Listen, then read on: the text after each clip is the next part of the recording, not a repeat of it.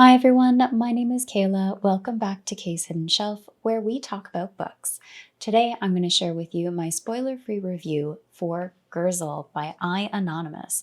This was kindly sent to me from the author in exchange for an honest review. This is a self-published fantasy and historical fiction and book one in the Wars of Wrath duology. This book takes place around 543 AD and pulls legends from Camelot, North Africa, and brings together different groups of people, including Byzants, Moors, the Vandals, Romans, Britons.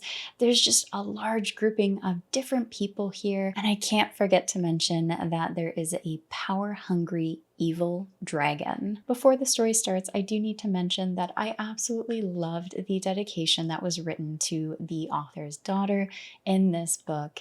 It's just beautifully written. It is on theme with the rest of the book, and it really captured my heart when I started. This story follows multiple characters along with an evil dragon, Gurzil, who's waited and plotted and is finally making his move after centuries of waiting. While this has multiple perspectives from, I believe, 11 characters is what I counted, the story seems to center mainly around George and Sabra as well as Gurzil. I will say seeing so many different perspectives did give an in-depth look at the world and all of the situations that are happening around the story. It gave a deeper look into the historical fiction in this, the legends, and how the world is being built. We see a mix of different religions in this, and I do have to say that seeing the spread of Christianity and how it affected people was really interesting to go through.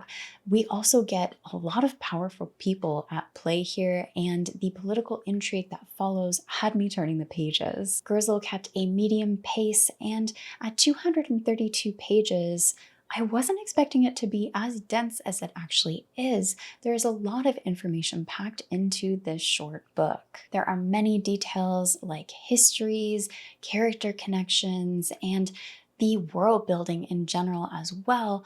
All of it is laid out in a easy to read format, but there is a lot to keep track of. There wasn't a whole lot of dialogue in this. I do have to say that a lot of it was explained through characters' internal monologues, their situations, and even explanation of some of the history was explored via that means. While I did enjoy many things of this book, there were two aspects that did take me out of the experience, unfortunately. The first thing that took me out of the experience of the world and the book was some word choices. For this time period and this world, there were some choices of dialogue or descriptions that just didn't seem to match what was being built and did take me away from the reading experience. Second was the jumps to so many different characters in such a short book.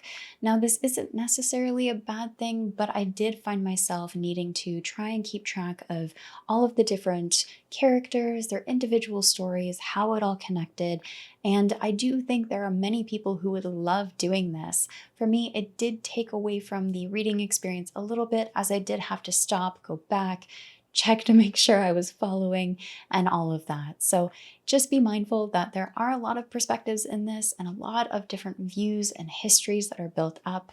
So that kind of adds to the denser read, I suppose, but it did just end up taking me away from being able to read through straight and enjoying the story. I had to do a lot more puzzling than I was anticipating. For Gurzil, I did end up reading the physical copy here, and I do have to say this was a very comfortable read. Now, I know this is a short book, but the size of it was really easy to hold, the weight of it wasn't cumbersome, and there is some beautiful artwork in here in the chapter headings, as each chapter is more or less laid out like this.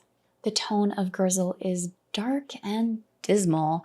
The world portrays political intrigue, ancient legends, lore, magical creatures, and there are high stakes. Gurzil is a book I would recommend for any fantasy or historical fiction reader, especially the historical fiction part. There is a lot that you can enjoy and break down in this. In addition, I am really looking forward to seeing what happens in book 2, Baden Hill. I do see potential for growth as the author continues to write, and I can't wait wait to see how everything comes together in book 2. Overall, I gave Gurzil 3.5 out of 5 stars. Like I said, there were some things that just didn't work for me, unfortunately, but there was a lot that I ended up enjoying. I ended up puzzling over the storyline and the character connections probably a lot more than I should have, but in the end, I feel like it made it a better experience for me. So that is my spoiler-free review for Gurzil by I.Anonymous. Thank you so much everyone for watching, and as always, take care of yourselves.